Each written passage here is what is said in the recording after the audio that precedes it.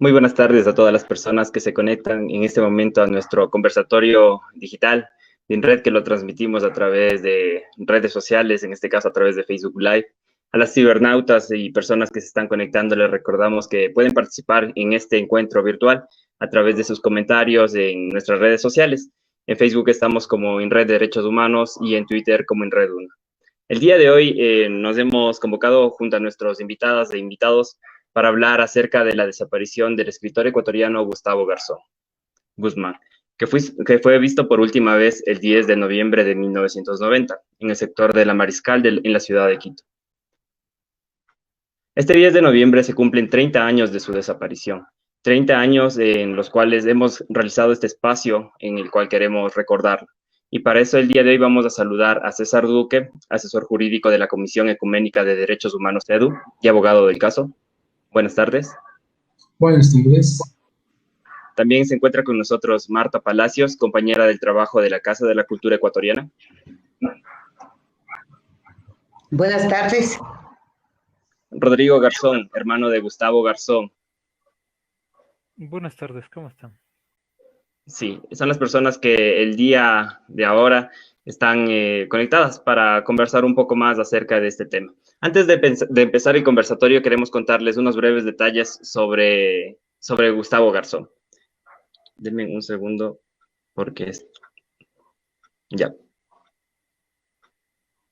Vamos a leer una breve biografía, un poco de datos que nos permitirán entender un poco cómo la situación en la que Gustavo se desarrollaba, tanto en la parte cultural como la familia en la cual él conformaba. Gustavo Garzón nació el 8 de junio de 1958. Fue el cuarto hijo de doña Clorinda Guzmán y estudió la primaria en la escuela Simón Bolívar. Y el gusto por las letras surgió en las aulas del Colegio Montúfar, donde comenzó a escribir sus primeros ensayos. Unos a máquina de escribir y otros a mano alzada. Aunque la literatura fue su pasión, no fue su primera opción de los estudios. En la Universidad Central del Ecuador, él se dedicó a estudiar una licenciatura en matemática y estatista, pero no la practicó. Ingresó a trabajar en la empresa ecuatoriana de aviación como técnico en aviónica, lo cual le permitió viajar a Israel y a Estados Unidos, donde logró perfeccionar el inglés. Luego ingresó a trabajar en la Casa de la Cultura y fue parte de los talleres literarios Miguel Donoso Pareja. Ahora bien, damos la bienvenida a Marta Palacios, amiga de Gustavo, quien trabajaba en la Casa de la Cultura Ecuatoriana. Marta, muchas de las personas que ahora se están conectando al conversatorio tal vez no conocen quién es el escritor Gustavo Garzón. ¿Qué pensaba sobre lo que escribía? ¿Puedes contarnos quién es Gustavo y cuál era su rol en la Casa de la Cultura, tanto en el trabajo como en los talleres literarios? Un antecedente, en esa época yo tenía las funciones de directora de comunicación de la Casa de la Cultura y el escritor que en esa época vivía en México, también haciendo el mismo trabajo, es decir, coordinador de talleres literarios, fue convocado por Edmundo Rivadeneira, que en esa época era el presidente de la Casa de la Cultura, a venir a nuestra ciudad de Quito a dictar estos talleres. Entonces, a mí me encargó toda la parte logística, la parte administrativa, es decir, trabajé muy pegada con Miguel en la parte de la organización de los talleres, ¿no? Hicimos un pequeño reglamento para admitir a los talleristas, porque claro, en esa época ya Miguel era conocidísimo, entonces tuvimos una convocatoria estupenda, pero demasiada. No podían ser tantos los talleristas. Entonces, y en principio habían dos talleres, uno de poesía y otro de narrativa. Entonces, ahí comencé a conocer a Gustavo porque él presentó un cuento que fue aprobado inmediatamente por Miguel. No, yo leía con Miguel también los textos Y fue así como empezó mi amistad con Gustavo. Esto fue en el año de 1982, cuando ya Gustavo ingresó a los talleres literarios de la Casa de la Cultura. Bueno, él casi inmediatamente se convirtió en un tallerista preferido de Miguel por su capacidad eh, increíble de narrar. También hacía poesía, pero en esa época él optó por la narrativa. Entonces, ahí pasó 3 años, 3 años, sí, 3 años de tallerista. Luego, cuando ya se iban a terminar los talleres, salieron y conformaron un grupo que se llamó la Mosca Zumba, que se derivó de estos talleres con muchos escritores y compañeros periodistas, algunos de mis compañeros, porque en esa época yo estaba estudiando comunicación en la Universidad Central y algunos de los talleristas fueron de mi promoción de la escuela de periodista que ya se llamaba en esa época. Eh, Tuvieron un trabajo siempre excelente. Fueron los primeros en que publicaron sus libros. Y bueno, después de eso ya en la misma administración del Mundo Rivadeneira hubo una vacante del stand de libros. Había un estante a la entrada de la Casa de la Cultura, donde yo, coincidentalmente, yo trabajé ahí primero también. Y entonces yo le propuse a Gustavo que si quería, que en todo caso iba a estar rodeado de libros. Y entonces, de lo que se trata es de que venda los libros, todo lo que era colecciones de la Casa de la Cultura. Y él aceptó porque ya antes había sido, creo que despedido, no sé, Rodrigo, si tú me corriges, pero creo que estaba trabajando en aviación y por alguna cosa que yo no recuerdo ahorita fue despedido de allí,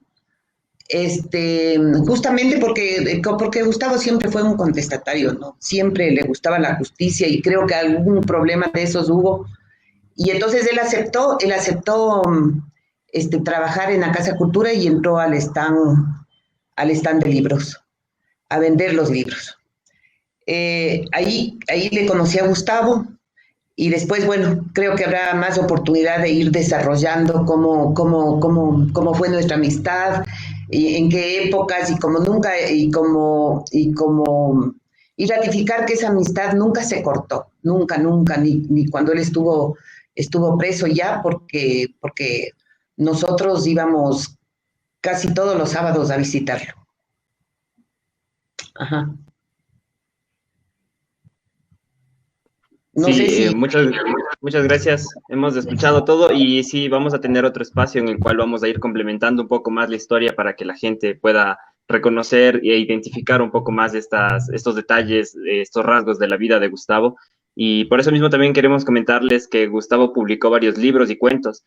En este caso, el año 1983 fue el año en el que publicó parte del libro de posta. En 1985 publicó el libro Quito, del arrabal a la paradoja. En 1987, ensayo Coplas Populares de la SUAY, y estaba en la imprenta su obra Brutal como el rasgar de un fósforo cuando desapareció. Gustavo fue visto por última vez la madrugada del 10 de noviembre de 1990 en la discoteca Son Candela, que se encuentra ubicada actualmente, o sea que ahorita ya no existe, pero se encontraba en el sector de La Mariscal, en la ciudad de Quito. Rodrigo Garzón, ¿nos podrías comentar un poco más acerca de las obras publicadas de Gustavo luego de la desaparición y si todavía existe algún material inédito?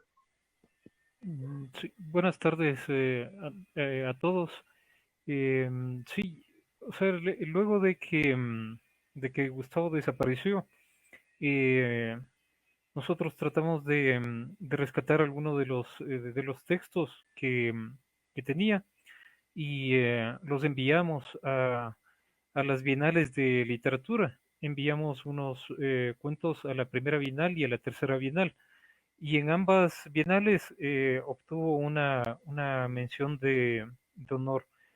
Posteriormente A esto también se han publicado dos libros con sus cuentos, unos inéditos y otros ya publicados anteriormente. Estos dos libros, el uno se llama Más allá de la transparencia y el otro Vivo en medio de tantos muertos. Esto fue con motivo de que se celebra o se celebró un encuentro, unos encuentros de talleres en la Casa de la Cultura que adoptaron el nombre de Gustavo, en encuentros de talleres literarios. Y con motivo de los talleres, sus amigos muy gentilmente eh, procesaron los textos, hicieron la edición de los textos, los prologaron y salieron a la luz estos dos libros. Em, Me quería referir un poco a lo que comentaba Marta sobre eh, el trabajo que tuvo Gustavo en Ecuatoriana de Aviación. En Ecuatoriana, Gustavo fue técnico en aviónica y paralelamente a esto siempre fue un escritor, siempre estuvo en su actividad literaria. Entonces se publicó uno de sus cuentos justamente en el libro de Posta. Y esto sin tener ninguna alusión así directa a las fuerzas armadas, le provocó cierto conflicto ahí con las autoridades. Y ciertamente esto fue una de las razones por las que dejó Ecuatoriana y posteriormente a esto trabajó en la Casa de la Cultura.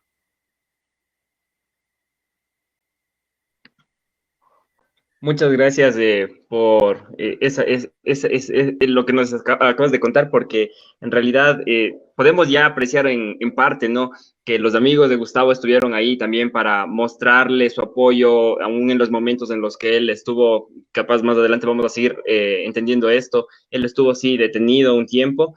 Y también estos amigos son los que ayudaron a que ese legado de la escritura, de los textos, hayan continuado y se hayan escrito y se hayan vuelto materiales y también en este caso se puedan, ahora ya es un legado, ¿no? Para las demás generaciones. Una lectura recomendada, les puedo decir, en la revista Plan B, está en sus redes sociales, en Facebook y también en las otras redes sociales. Se escribió también una reseña por los 30 años de la desaparición de Gustavo Garzón. Si ustedes tienen tiempo y lo quieren leer, también creo que a las personas que nos están mirando a través de nuestras redes sociales va a ser un aporte importante para ustedes. También quiero comentarles que si ustedes tienen alguna pregunta en especial que quisieran que nuestros invitados e invitada nos ayuden a responder, pueden hacerla en los comentarios y ustedes van a poder participar también de este encuentro junto a nosotros. Ahora quiero comentarles que cuando Gustavo Garzón fue desaparecido tenía 32 años de edad.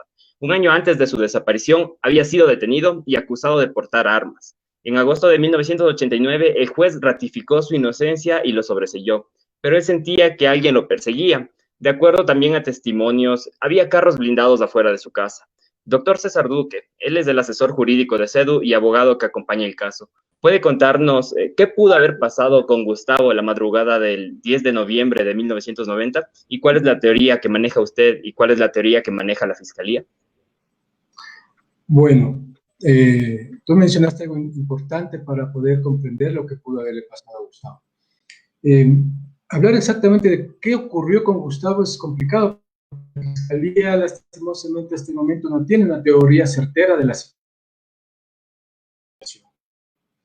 Entonces, ahí lo que tenemos que hacer es un poco remitirnos al contexto de la situación en que vivía el país para esa época. Y recordemos que en 84 en adelante empieza una grave violación de derechos humanos a dos movimientos que el gobierno ecuatoriano consideraba como terroristas o guerrilleros, que era el Paro Vivo Carajo y Montoneras Patria Libre, en donde elementos de la fuerza pública, ya sea Policía Nacional o Fuerzas Armadas, son entrenados, ya, no solo en el Ecuador, sino que muchos también viajan al extranjero y vienen agentes del extranjero a entrenarles acá en técnicas de investigación. Técnicas de investigación que nadie podría llamar como que son respetuosas de los derechos humanos. sino técnicas de investigación que flagrantemente violan derechos humanos, porque básicamente se hacían bajo tortura las investigaciones. Eso está claramente documentado en el informe de la Comisión de la Verdad, en los procesos que inició la Fiscalía a raíz del informe de la Comisión de la Verdad, algunos que están judicializados, ¿no es cierto?, donde se determina cuán brutal eran los procedimientos de tortura en los procesos de investigación en secreto que desarrollaban Fuerzas Armadas y Policía, que muchas veces culminaban en la desaparición y muerte de las víctimas. Entonces, basta recordar el de Consuelo Benavides, en donde, muy parecido a lo que tú mencionabas antes, de que Gustavo fue detenido, procesado, fue absuelto, y al poco tiempo de salir en libertad desaparece. En Consuelo Benavides ocurrió algo exactamente igual. Consuelo Benavides fue detenida igualmente, torturada, liberada, declarada inocente de los cargos formulados por la policía, y ella, para evitar problemas en Quito, se trasladó hacia la ciudad de Esmeraldas y fue ubicada allá.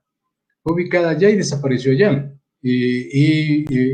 La lucha de la familia por saber qué pasó, la exigencia de la sociedad por saber qué ocurrió, posteriormente hizo que se descubra que se había iniciado un proceso judicial en la ciudad de Esmeraldas, en donde unos restos se encontraron abandonados en el camino porque unos campesinos en unas tierras, se inició un proceso judicial con la víctima NN y estaba archivado ahí. Después se hace la exhumación del cadáver y se determina que, a través de pruebas especializadas, se determina que ella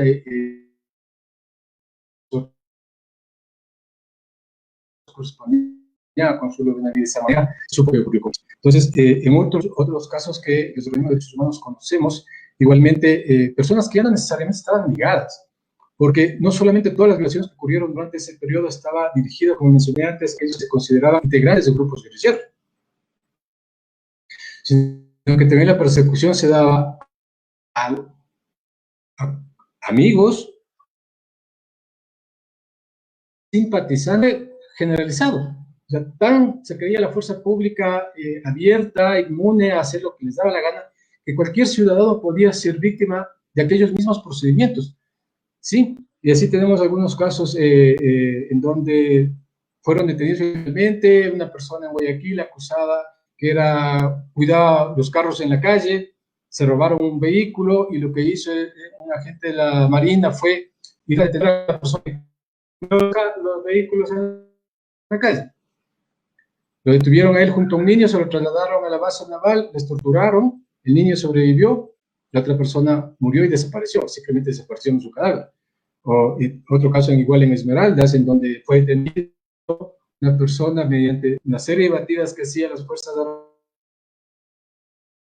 trasladado a la base militar en Esmeraldas, producto de las torturas falleció. Él, de acuerdo a los testimonios en ese proceso, quienes estaban encargados de la investigación y son los responsables de lo que le ocurrió a Consuelo Benavides, fue trasladado a investigarle a estos Esmeraldas, producto de las torturas, murió.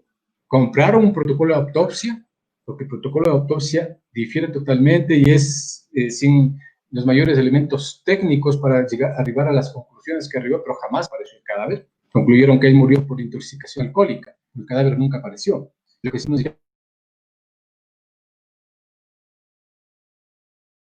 ese cadáver tienen que destruir el casino de oficiales, porque oficiales encima de donde enterraron a Bolaños. ¿Sí? Entonces, todas estas formas de proceder que tenía la fuerza pública, de tener a las personas, de torturarlas, y se les iba la mano, como decían ellos, y morían, o simplemente desaparecerlas, botarlas en algún lado, enterrarlas. Entonces, lo mismo le ocurrió a Gustavo, porque Gustavo siguió utilizando con Consuelo Benavides, como mencionaba anteriormente. ¿Sí? Terminó desapareciendo. Ventajosamente, en el caso de ella, logró descubrirse los restos y hacerse, por lo menos, porque hay una decisión judicial que determina la responsabilidad de los responsables, aunque jamás, porque el responsable, entonces, con Gustavo siguieron esta misma práctica que tenían, ¿no es cierto?, de detenido antes, liberado por la Administración de Justicia porque no había pruebas en contra, y posteriormente simplemente capturado en la clandestinidad, desaparecido y muerto. En el 2003 la prensa sacó una información de que un oficial de inteligencia de las Fuerzas Armadas había mencionado que en ese entonces comandante general de la policía sabía exactamente dónde estaban los restos de Gustavo Garzón. Y lastimosamente la Fiscalía jamás abrió una línea de investigación tendiente a confirmar aquella información. Actualmente esa persona ya murió, prófugo de la justicia, murió en los Estados Unidos, y evidentemente el transcurso de los años ha permitido que muchos elementos, si el Estado hubiese iniciado una investigación de manera oportuna, muchos elementos de prueba que podían haberse recabado y para esclarecer la verdad, actualmente por el transcurso de los años sí han desaparecido, o porque han desaparecido y están muertos aquellos que fueron responsables de los hechos, o aquellos que conocían los hechos han muerto, y por ende el mayor riesgo es que la situación quede en impunidad, porque no, como hasta ahora la Administración de Justicia no logre descubrir exactamente qué es lo que ocurrió y jamás se otorgue a la familia el derecho a la verdad, a conocer qué ocurrió con Gustavo. Sí. En este caso, algo que también podríamos mencionar a las personas que están interesadas de conocer un poco más del tema es el informe, justo lo que había mencionado, ¿no? El informe de la Comisión de la Verdad que documentaba estas graves violaciones de derechos humanos y en el cual se notaban las prácticas de la época, en el cual se había mencionado también ya en los temas de desapariciones forzadas, los temas de tortura, de los cuales también se hablaban que había sido víctima varias personas, como usted lo mencionó, de Alfaro Vive Carajo y también de las montoneras Patrias Libres. Por eso quisiera también ahora preguntarle directamente a Marta, si usted nos podría decir si la literatura que Gustavo escribía era peligrosa para el poder o no, tal vez. ¿Qué es lo que usted considera en cuanto a este trabajo que él realizaba como escritor? Sí, yo lo comentaría eso un poquito después. Solo quiero hacer unas puntualizaciones con respecto a la intervención del doctor Duque, porque yo sí quiero poner énfasis en que cuando desapareció Gustavo, nosotros obviamente fuimos a las instituciones que pensamos que podían ayudarnos. Y en esa época estaba presidida por el doctor Rodrigo Borja, y nosotros en primera instancia fuimos donde Juan de Dios Parra, que justamente dirigía la Oficina de Derechos Humanos aquí en el Ecuador. Y también nos dirigimos a César Verduga, en esa época ministro de Gobierno, y pues tengo que decirlo aquí enfáticamente, y fuimos totalmente engañados. Incluso nosotros entregamos obviamente con la autorización de la familia de Gustavo, y también unos libros que tenía una compañera nuestra de los diarios de Gustavo. Nosotros les entregamos, ¿no? Esos diarios, porque dijeron que era totalmente importante y necesario que ellos sepan cómo era Gustavo, qué es lo que escribía, etcétera. Pues para nosotros fue una decepción total. El señor Parra no hizo nunca nada. Una vez que vino el Premio Nobel de la Paz, no me acuerdo, a ver, argentino, si me ayudan con el nombre, bueno, se me olvidó, y pudimos... ¿Cómo? Adolfo Pérez de Esquivel. Exacto, Adolfo Pérez de Esquivel. Nosotros con Byron Rodríguez, que en ese tiempo compañero muy, muy cercano de Gustavo, también de nuestra promoción en comunicación, y en esa época trabajaba en Diario El Comercio, era editor ya de Diario El Comercio.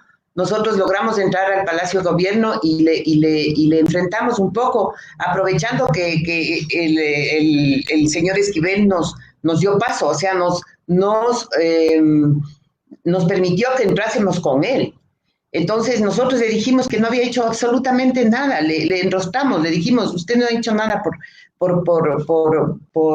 encontrar a Gustavo. Y claro, ese rato se hizo que el que buscaba los papeles, el que buscaba, no pasó nada. Eso sí, yo quería dejarlo en claro porque en esa época, y da pena, ¿no?, que haya sido en la presidencia del doctor Borja, que se supone que no era Febres Cordero, ¿no? Bueno, respondiendo tu pregunta, yo no creo que ninguna literatura sea corrosiva, ninguna literatura sea una bomba o una pistola, ¿no es cierto? Gustavo tenía su estilo. Gustavo escribía muy bien, era reconocido por sus propios compañeros, como dije hace un momento, por el mismo coordinador de talleres y por muchos escritores que ya eran escritores consolidados en esa época, como Marco Antonio Rodríguez, Euler Granda, etc. Entonces no era una literatura así de extremismos, para nada, ¿no? Nunca lo fue. Lo que sí es que claro, la persona, cuando ya se inmiscuyó en estos grupos, Gustavo, claro que, no sé, la gente que los perseguía creo que debe haber tenido más miedo de él, ¿no? ¿Por qué? Por su inteligencia, por su valentía, porque ya era un escritor reconocido que había ya obtenido premios, porque era conocido también por su política, porque él sí creía en una revolución y lo hizo con toda valentía. Entonces, contestando tu pregunta, yo no creo que la literatura de Gustavo fue así explosiva.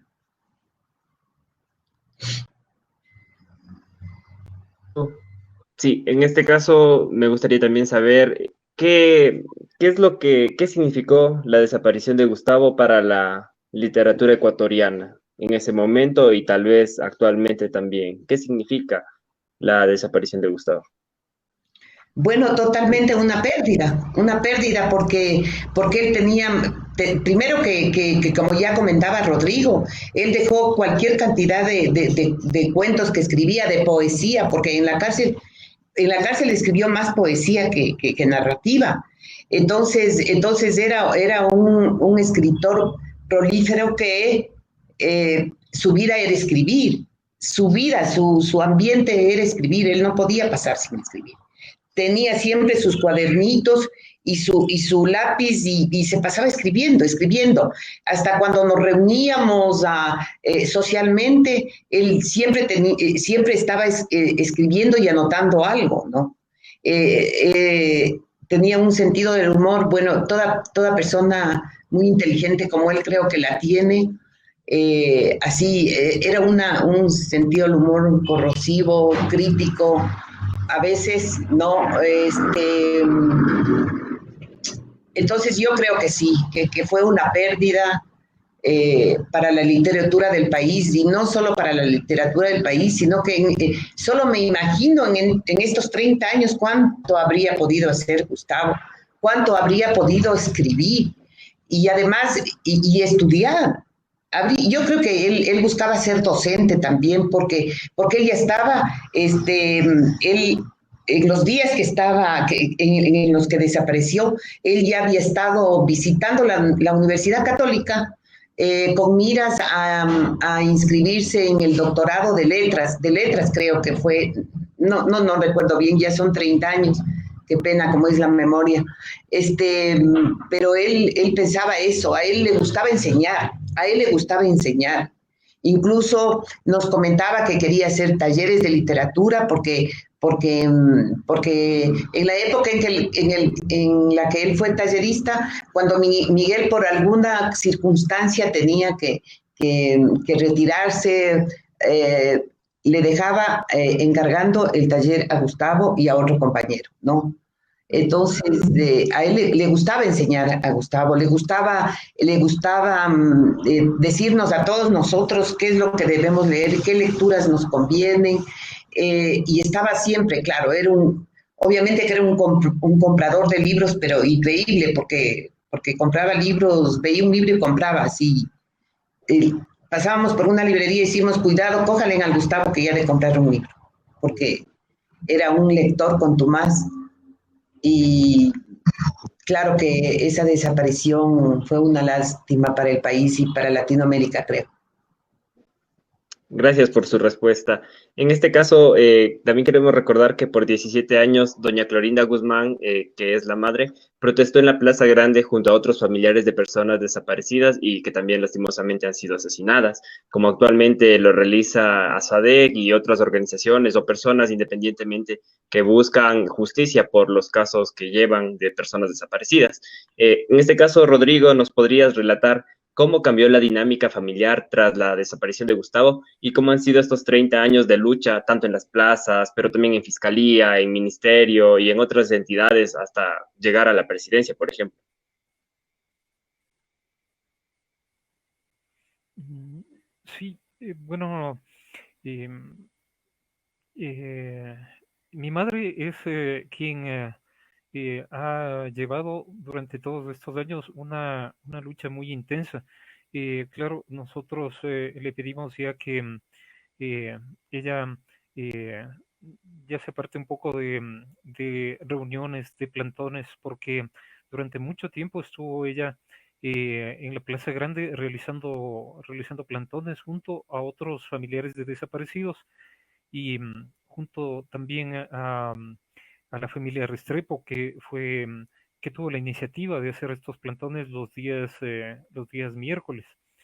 Entonces, bueno, ella ha mantenido esta lucha durante todos estos años y desde el inicio, o sea, cuando se produjo la desaparición, fue algo que instantáneamente supimos que había pasado algo muy malo, ¿no? Porque Gustavo siempre le comunicaba a mi madre dónde estaba, dónde se iba a quedar, cuánto se iba a demorar, ¿no? O sea, siempre tenía ese detalle de decirle a mi madre si es que dónde iba a estar. Entonces, ese día no sucedió esto y Gustavo no llegó el otro día. Inmediatamente fue un impacto, un shock, no sabíamos qué hacer. Y bueno, con el transcurso del tiempo y de los días se fueron dando las acciones que son eh, las, eh, las que se siguen en estos casos, ¿no? Buscar en los hospitales, hacer la denuncia, preguntar a conocidos y eh, luego se fue desarrollando ya un recorrido que fue hacia los ministerios, hacia las autoridades, eh, a- a- enviando cartas a los presidentes de la República y siempre con una respuesta negativa, ¿no? Siempre con una indiferencia de estas autoridades, con unas respuestas totalmente fuera de tono, fuera de foco de lo que debería ser una respuesta en el caso de una desaparición. Entonces, en función de esto, de que se cerraron todas estas puertas de las autoridades, pues se acudió ya a organismos de derechos humanos, activistas de derechos humanos, a organizaciones preocupadas por, eh, por los derechos humanos y también ya mi madre se solidarizó con otras víctimas y empezó esta protesta y esta lucha que se mantiene hasta hoy día. Ella ya en su avanzada edad asiste todavía a reuniones, se encuentra con amigos de, de las organizaciones y de toda de toda esta lucha y saluda con ellos. De vez en cuando también asiste a alguna entrevista y continúa ella con la esperanza, ¿no? Con la esperanza de que se pueda de alguna manera resolver o llegar a la culminación de los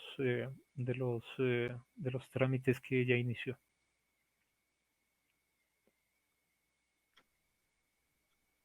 Gracias, Rodrigo, por contarnos un poco más de lo que ha pasado durante este tiempo. Y hay que recordar que también en este julio de 2019, la Corte Interamericana de Derechos Humanos, CORTIDH, notificó que el caso ya llegó a la Corte. Doctor César Duque, ¿qué implica que el caso esté en este organismo? ¿Se ha identificado ya una presunta responsabilidad estatal en la desaparición de Gustavo después de estos 30 años de cumplirse la desaparición el próximo 10 de noviembre? Bueno, es importante que el caso haya ido a la Corte Interamericana. Es la lucha que la familia ha buscado durante tantos años. Lastimosamente, para las víctimas que no tienen poder, para las víctimas analistas, les abren muchas veces las puertas de las instituciones. Les escuchan, pero no pasa de eso. En muchos casos. Y con Gustavo pasó eso. Les recibían las autoridades, les recibían ministros, pero no hacían absolutamente nada. Más allá de recibirles y escucharles, que era lo máximo que les permitían. Pero no daban ninguna disposición, en serio, que se descubra la verdad, no hacían absolutamente nada en la realidad para que se sepa qué es lo que pasó. Y cuando el Estado no cumple con su obligación mínima de investigar e identificar a los responsables de estas violaciones y por ende otorgar justicia a las víctimas, entonces no les queda otra cosa a las víctimas que acudir a demandas internacionales, demandándole ya no a los responsables, sino demandándole al Estado en su conjunto, porque el Estado ha sido incapaz de resolver una situación que de haber actuado de manera diligente se hubiese descubierto qué pasó. Esperemos que la Corte, una vez que convoque audiencia y resuelva, determine la responsabilidad del Estado, le condene. De esa manera, su familia, después de 30 años, obtenga justicia, la justicia que el Ecuador no le otorgó, la justicia que su patria le negó, un organismo internacional de derechos humanos se la otorgue y le disponga al Estado que avance en las investigaciones, que descubra la verdad y que identifique y sancione a los responsables. Porque no importa, en las graves violaciones a derechos humanos, no importa el transcurso del tiempo. Y esto, ventajosamente, ya quedó zanjado, creo que también en el Ecuador. A nivel internacional, desde hace muchísimos años, ya se sabe que las graves violaciones a derechos humanos no prescriben. Y en el Ecuador aún se pensaba que sí. Por eso es que la fuerza pública seguía actuando como lo seguía haciendo en esas épocas, de hace 30 años, hace 20 años, de detener a la gente, de torturarla, de desaparecerla, de ejecutarla. Pensaban que no pasa nada. Pero ventajosamente en el caso Fibeca, que hicieron algo muy similar a lo que ya estaban muy acostumbrados, de hacer unas cosas, de armar, de montar casos, de ejecutar personas, de desaparecer personas, y se descubrió ahí que eso fue un montaje por parte de la policía, y se abrió un gran debate en la sociedad ecuatoriana, porque muchos, y desgraciadamente también abogados, porque a veces uno dice, el ciudadano común y corriente puede gozar de la ignorancia de conocer a profundidad estas cosas, pero que hayan abogados, que hagan con fuerza, que digan que prescribieron, y se armó un debate ciudadano en la sociedad ecuatoriana muy interesante.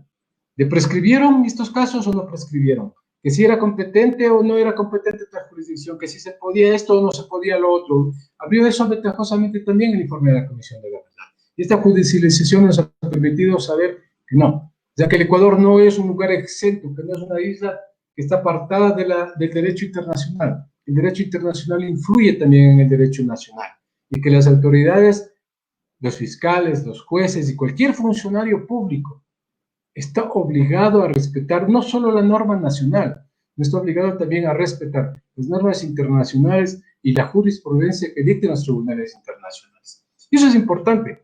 En ese sentido, sí podemos hablar de que hubo unos avances a nivel legislativo desde que nuestra Constitución reconoció que no son solo los jueces los obligados a aplicar el derecho internacional, sino que son obligadas también toda autoridad administrativa que de una u otra forma pueda resolver el derecho de un ciudadano, sea este un ciudadano civil o sea este un ciudadano que esté al servicio del propio Estado. Y eso es importante. Pero sí ha habido estos avances. Y esto, para los que sean responsables del caso Garzón, ellos no están escudados del principio de impunidad. Ellos, en cualquier momento, cuando esto se descubra, van a poder ser enjuiciados y roguemos que puedan ser sancionados y que paguen en la cárcel con su responsabilidad. Muchas gracias por esa respuesta. Tengo una pregunta más adicional, pero también quiero agradecer a las personas que están escribiendo y vamos a mostrar algunos de estos comentarios al final de este video. Sí, justo en ese momento ya lo hemos puesto y sí, una persona nos había escrito, justo es Giovanni Rueda, podríamos crear el taller de literatura Gustavo Garzón, es su honor. Son iniciativas, son ideas que las personas nos están escribiendo y si también tienen alguna pregunta sobre el caso o alguna duda que tal vez no se haya resolvido hasta ahora o hasta el final, pueden escribirla para leerla al final. También me gustaría saber, la solicitud de la CIDH sobre este caso fue presentada hace más de 20 años. Doctor César, ¿por qué en los organismos internacionales también hay esta especie de demora? ¿Y cuánto tiempo se espera para que se convoque a una audiencia de la Corte IDH? Siempre es una pregunta de la gente, ¿por qué? Y el Estado en algún momento, en uno de los casos que ya fue presentado a Corte y que la Comisión pedía que el Estado sea sancionado por la lentitud en resolver la causa a nivel nacional, el Estado le decía a la Comisión, le decía, pero usted se ha demorado más tiempo que yo en resolver. Y hay que entender algunas cosas en relación a este tema. Para el ciudadano común y corriente puede ser muy fácil criticar al sistema interamericano y decir es muy lento, no despacha las cosas, pero cuando uno está un poquito más adentro y conoce algo más la realidad, es distinta.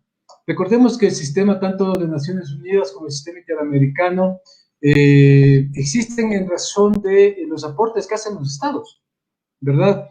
Los estados, incluido el Ecuador, tienen la obligación de cada año aportar para la existencia de estas organizaciones y parte del presupuesto, tanto de la OEA como de la ONU, van a sus organismos especializados en materia de derechos humanos. En el caso americano, parte del presupuesto general de la OEA va a la Comisión Interamericana y a la Corte Interamericana. Recordemos que el gobierno anterior mucho criticaba al sistema interamericano y una persecución tenaz hacia la Comisión Interamericana era que este organismo recibía fondos que no venían exclusivamente de los estados, sino que venían de otras donaciones, ya sea muy aparte del presupuesto de donaciones de los propios estados o donaciones de otro tipo de organizaciones, ¿verdad? Y decía que no es independiente por recibir este dinero. Y esta situación, tanto Corte como Comisión Interamericana se vieron obligadas a buscar apoyos para financiar sus actividades, porque los estados, incluido el Ecuador, no cumplen puntualmente con sus aportes hacia la OEA y hacia Naciones Unidas.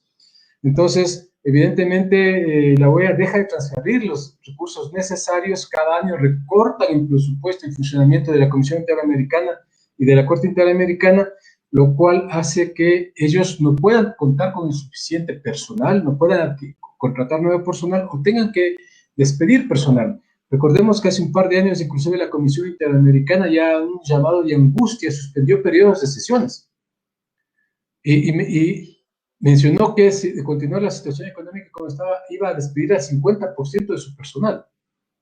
La Comisión Interamericana en ese momento bordeaba un personal de unas 80 personas, 80 abogados, digamos así. 80 abogados para resolver no los casos de Ecuador, sino para resolver los casos de toda América. Porque a diferencia de la Corte Interamericana, que conoce los casos de aquellos estados que son parte de la Convención Americana de Derechos Humanos, la Comisión Interamericana conoce denuncias de todos aquellos casos que son parte de la Organización de Estados Americanos, más allá de que sean o no parte de la Convención. Y ahí podemos ver, por ejemplo, Trinidad y Tobago, Venezuela, que denunciaron la Convención, pero que al seguir siendo parte de la OEA, la Comisión Interamericana sigue conociendo casos en contra de sus estados, o en contra de Estados Unidos, o en contra de Cuba, que no son parte de la Convención Americana, y por ende jamás sus casos podrán ir a corte, pero que sí, la Comisión Interamericana conoce de esas situaciones en esos casos, resuelve y emite decisiones en contra de esos estados, y Estados Unidos en algunos casos ha cumplido, en otros no, Cuba en ningún caso cumple. Entonces eso hace que haya muy poco personal en la Secretaría de la Comisión Interamericana. Y ese pequeño personal es el que está encargado de tramitar los casos, de realizar las visitas in loco, de hacer informes especializados, de hacer informes temáticos, de hacer los informes de visita a país. Es decir, tienen una carga laboral increíble, ¿verdad? Entonces, eso hace que se demore en la tramitación de un caso. Y lo otro, el sistema interamericano o el sistema internacional en general debe ser visto como para resolver aquellas grandes situaciones, los casos tipo que nosotros solemos llamar, ¿no es cierto?, que permitan conocer y transformar una realidad de un país o de varios países determinados. Lastimosamente, las personas muchas veces no cumpliendo adecuadamente con los requisitos de agotamiento de recursos internos, no haciendo bien el trabajo a nivel interno, sus casos mandan afuera, entonces atiborran al sistema interamericano o al sistema de Naciones Unidas ahora, porque lastimosamente como el sistema interamericano se ha vuelto un poco lento en resolver, digámoslo así, la gente empezó a ir al sistema de Naciones Unidas. El sistema de Naciones Unidas tenía un promedio para resolver causas de 5 o 6 años. Y actualmente ya se está demorando un poco más, porque está empezando a recibir mucho más peticiones. Entonces, nosotros en América, que éramos amantes del sistema americano, hoy día estamos empezando a acudir con cualquier cosa al sistema de Naciones Unidas, entonces nos vamos a robar un momento dado y va a empezar también a ser más lento en resolver sus causas. Entonces, si los ciudadanos hacemos conciencia también de que no es que podemos mandar cualquier cosa a nivel internacional, sino que tenemos que mandar determinadas cosas. Cuando los abogados, porque la cantidad de abogados que no agotan adecuadamente recursos internos, que hacen, agotan cualquier recurso por agotarlo y lo lanzan al sistema internacional, tomamos conciencia y dejamos de mandar tantos casos, entonces, y los estados cumplen con su obligación de otorgar los recursos necesarios para que funcionen adecuadamente estos organismos, entonces la situación mejorará. Pero evidentemente, a los estados no les interesa que esto mejore, porque estos organismos van a resolver al final en contra de los estados. Les van a declarar a los estados responsables de violaciones a derechos humanos y les van a pedir cambios, como ha ocurrido. Antes se consideraba en el Ecuador, vamos, que la Constitución era lo máximo, los instrumentos internacionales no servían, y habían jueces que se les ocurría a veces, tenían un desconocimiento absoluto de las normas internacionales, y para ellos primero estaba la Constitución. Y tuvieron que venir unas decisiones internacionales en las cuales nos ordenaron y dijeron, oigan, señores, reformen su Constitución porque esta es violatoria del derecho internacional. Recordemos, hasta antes de la Constitución actual, los habeas corpus, por ejemplo, eran tramitados por los alcaldes. Tuvo que venirnos a decir el sistema interamericano, señores, el alcalde es un ejecutivo. Y la Convención ordena que el tema de la libertad personal sea analizada y discutida por un juez. No es juez el alcalde, el juez es parte del ejecutivo local. Está violándose la Convención Americana, reformen su Constitución y hoy la reformamos. Y eso nos demostró también a nivel interno, oigan, la Constitución ecuatoriana no está por encima de todo. O sea, los tratados internacionales están por encima de la Constitución nacional. Ahí hay un esquema en ese sentido y es muy claro el derecho internacional de la preeminencia de los tratados internacionales. Entonces, todo esto sí nos ha llevado a mejoras nacionales, las decisiones internacionales en contra del Ecuador que han habido, y decisiones que en otros países también han llevado a una mejora legislativa, que han sido decisiones o de la Comisión o de la Corte Interamericana, u observaciones del sistema de Naciones Unidas. Entonces, sí es de esperar que haya un poquito más de conciencia del ciudadano ecuatoriano de qué presentar afuera, a fin de que la Comisión Interamericana también tenga mayor espacio y mayor tiempo para poder revisar los expedientes y no que les lleguen.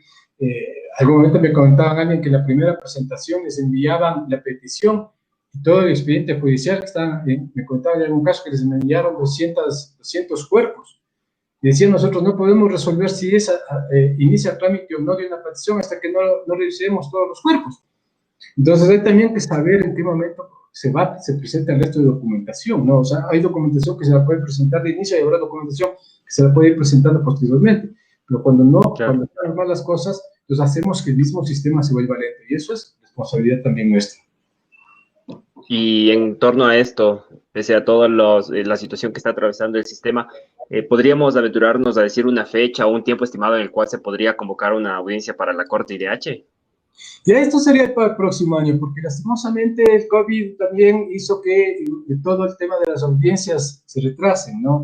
Posiblemente la audiencia hubiese sido ya este año, pero el mundo entró en cuarentena, la Corte también dejó de trabajar en ese lapso y estuvo después un poco la reapertura, estaba trabajando mucho en línea y ahora recién está empezando a convocar ya audiencias, respecto a casos, entonces posiblemente el próximo año ya nos agenden y el próximo año podamos tener ya una decisión de la Corte en contra del Estado. Entonces, el próximo año podría ser un año importante para esta exigencia a nivel internacional. Ahora, como familiares y amigos, ustedes se encuentran constantemente en la lucha, ¿no? Rodrigo y Marta, ¿cuáles son las expectativas que ustedes tienen del caso que actualmente se investiga en la Dirección de Derechos Humanos de la Fiscalía y del caso en la Corte IDH? ¿Cuáles son sus expectativas? Todas, o más bien dicho, las únicas expectativas que tenemos, porque como ya lo dije hace un momento, todo el periplo que hemos tenido que sufrir, la familia principalmente y los amigos, es que todas las puertas se nos cerraron, todas, como decía el doctor Duque hace un momento. Es decir, íbamos a los organismos de derechos humanos de ese entonces y se nos cerraron las puertas de esos mismos organismos. Entonces, yo espero que eso haya cambiado y yo creo que ha cambiado realmente. Esta es una muestra de que ha cambiado porque ahora solamente tenemos esperanza en este tipo de organismos nacionales que están con sede aquí con los internacionales, ¿no? Yo no estoy muy al tanto de las cuestiones jurídicas, obviamente, pero sí hablamos con Gustavo, con Rodrigo, perdón, y siempre estamos al tanto de los avances que está teniendo el caso. Son 30 años, parece increíble, pero dicen que la esperanza es lo último que se pierde.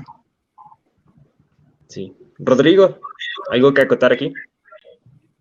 Sí, bueno, el caso se sigue desarrollando, ¿no? Hemos tenido como tres cambios de fiscal en este último tiempo. Y claro, en un principio tuvimos algún roce con la fiscal que estaba encargada del caso porque no le prestaba suficiente atención. Y posterior a eso hubo un cambio de fiscal donde ya pudimos tener una mejor comunicación. Y en el tercer cambio de fiscal también hemos tenido ya una buena comunicación. Es una persona que está enterada del caso, tiene algún antecedente también de defensa de los derechos humanos y ya pues tiene otra visión de qué se trata el caso también, ¿no? Entonces, en ese sentido, se han llevado a cabo algunas diligencias.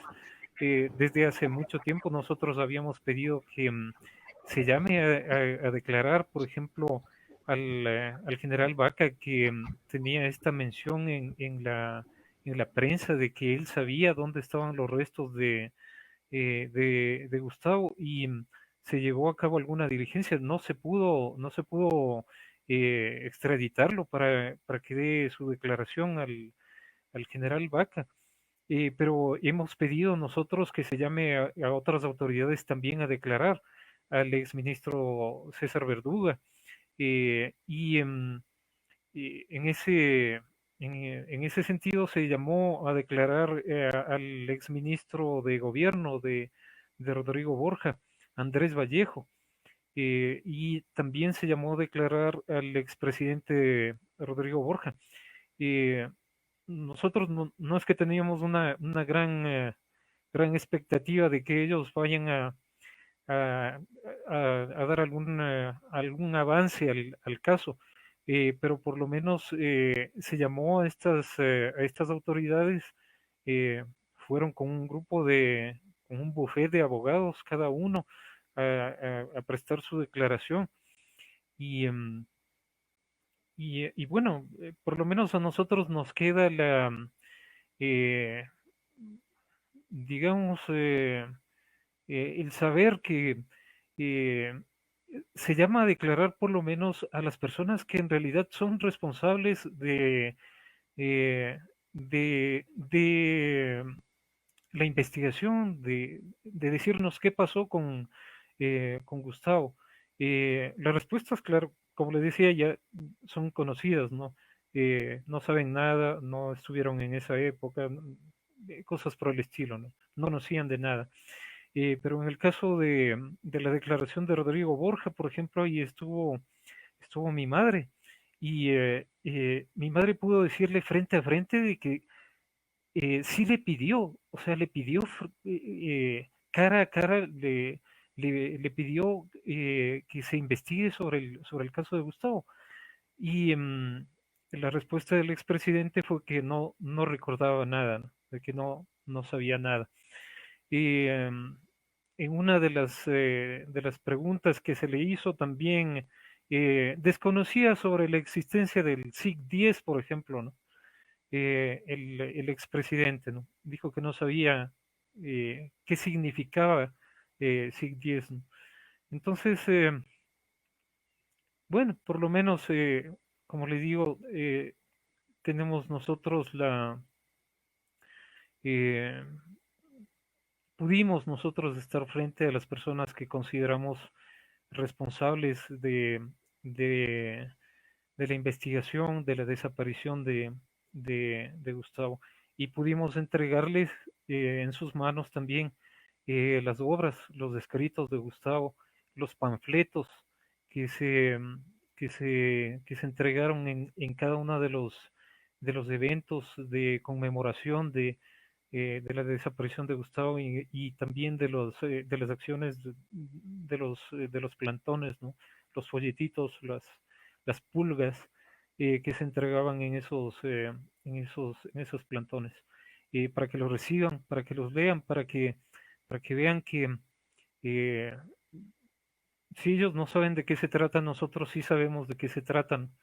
Este crimen tan infame que sucedió con Gustavo.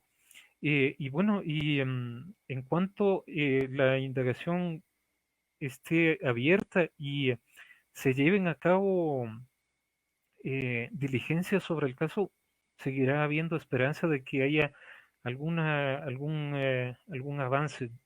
Y por otro lado, ya ha pasado tanto tiempo, yo diría que también habrá la expectativa, ¿no? De que alguna de las personas involucradas en la desaparición, pues por fin se decida a, a hablar sobre el caso.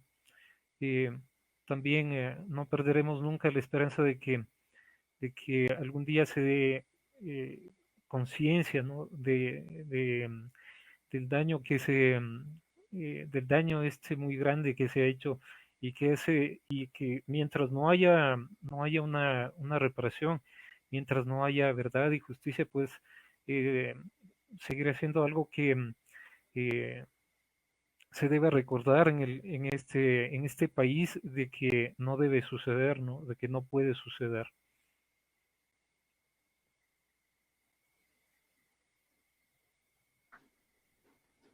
Sí, justamente es necesario mantener la exigencia de justicia en diferentes espacios y mantener sobre todo la memoria, ¿no? Porque a la vez son 30 años de varios trámites, son 30 años de búsqueda, son 30 años también de trabajo que se ha realizado desde los familiares y desde otras organizaciones.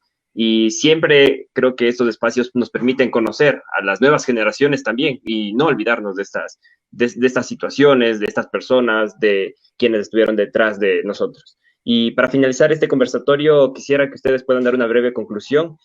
Por eso quisiera preguntarles, cada uno desde su perspectiva pueden responder esto y adicionar algo más. ¿Por qué es necesario que estos hechos se investiguen y se sancionen a los responsables? ¿Y cómo lograr que así sea?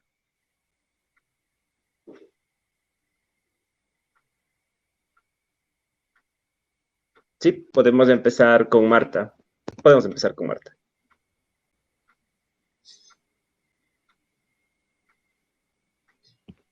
Necesario, primero la existencia de estos organismos que nos ayudan tanto, de estos organismos internacionales, y luego que se investigue, ¿no? Y ya después de tantos años, hace un rato, Rodrigo se acordaba de este general Bacan, ¿no es cierto? Que en la época en que desapareció Gustavo era capitán todavía. Y bueno, Él se fue porque ya tenía muchas acusaciones, él dirigió el centro este de tortura y nosotros teníamos el convencimiento de que él sabía, pero sin embargo tampoco se hizo nada. Ya el general Vaca falleció incluso, y las personas o no están aquí o no quieren hablar o pierden la memoria, ¿no es cierto? Como ha perdido la memoria el expresidente Borda. Entonces, para nosotros es muy necesario que primero la obra de Gustavo persista. Todavía hay algunos originales. Yo creo que podría todavía salir un libro de esos originales que tiene la familia y persistir en esta lucha, ¿no? Persistir en esta lucha desde el espacio que nos corresponda, ¿no? Con respecto a nosotros, a nuestro grupo de amigos, ¿no? Entre los que están muchos escritores, nosotros siempre hemos organizado o hemos ayudado a organizar los homenajes.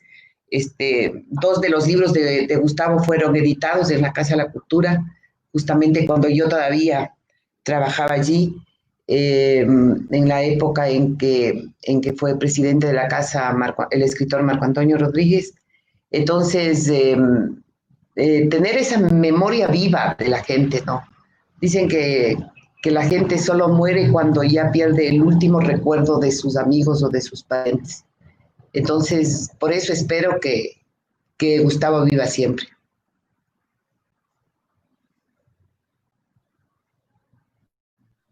Podemos continuar con César ahora, tal vez. Bueno, el tema de que por qué es importante que se investigue. Una, porque el Estado cumple con su obligación, que es de investigar, enjuiciar y sancionar las violaciones a derechos humanos. Y dos, fundamentalmente para la sociedad, porque cuando se emiten sanciones en contra de los responsables, cuando se investigan los hechos, cuando se esclarece y se descubre la verdad, se va a evitar que hechos similares se vuelvan a ocurrir. ¿No es cierto? Y eso es lo que la sociedad siempre pide. Por ejemplo, recordemos recién que acabamos octubre, ¿qué pedía la sociedad? Que se investigue octubre del año pasado, que se sancione eso, porque hubieron detenidos, hubieron gente que perdió los ojos, hubo gente que murió en manifestaciones, que es un legítimo derecho. Entonces, si esas cosas se sancionan, las próximas manifestaciones posiblemente ya no hayan muertos, posiblemente ya no hayan heridos, posiblemente las manifestaciones se desarrollen en paz y la fuerza pública también actúe de manera más mesurada, actúe apegada a derecho, que sus acciones las ejecute bajo el marco legal, pero cuando no pasa absolutamente nada, cuando se recibe de parte de las autoridades del gobierno nacional y sus ministros todo el apoyo y les felicitan porque matan o porque golpean o porque agreden, pues evidentemente que ese policía la siguiente vez que salga a las calles va a hacer exactamente lo mismo. Pues por eso es importante investigar, enjuiciar y sancionar, para que no vuelvan a ocurrir hechos similares. Muchas gracias, César. Tal vez algo que podría aumentar, Rodrigo, sería cómo lograr que así sea, cómo lograr que se investigue y que se sancione a las personas que fueron responsables. No sé si nos puedes comentar algo sobre esto, Rodrigo. Sí, o sea, nosotros continuamos con la con el para nosotros siempre está presente Gustavo, continuamos con su recuerdo, continuamos tratando de recopilar todos los documentos eh, que existan sobre la época, eh, averiguando, tratando de mantener organizado tratando de que se pueda seguir procesando esta información para que eh, sus compañeros que son escritores y que generosamente nos han ayudado a procesarla, pues continúen para que se pueda reeditar o editar algún nuevo libro de Gustavo y nos sentimos muy muy contentos y muy apoyados de sentir el inmenso cariño eh, que le tienen a Gustavo, eh, eh, sus, eh, eh, sus, sus acciones y sus palabras sus gestos son muy importantes, muy valiosos para nosotros. Así como también el trabajo que ha realizado el doctor César Duque durante tantos años junto a la Comisión Ecuménica de Derechos Humanos en, eh, en representar y en tratar de que se, se haga justicia en este caso tan complicado, tan difícil eh, que, que, que nos ha tocado y que hemos tenido que enfrentar durante todo este tiempo. Pero como les digo, para nosotros es un apoyo y un inmenso cariño y un inmenso agradecimiento que tenemos por las personas que se preocupan eh, todos los días por Gustavo.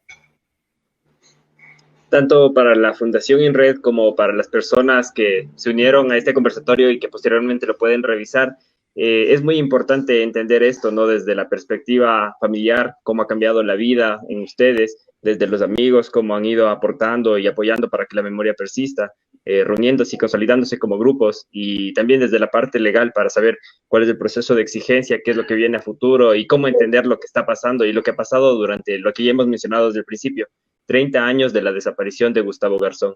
Por eso agradecemos hoy la participación de César Duque, quien es asesor jurídico de la Comisión Ecuménica de Derechos Humanos, CEDU, y también abogado del caso. Marta Palacios, compañera de trabajo de Gustavo Garzón, que también laboró junto a él en la Casa de la Cultura Ecuatoriana, y Rodrigo Garzón, hermano de Gustavo Garzón. Muchas gracias a ustedes. Gracias. Muchas gracias. Gracias también.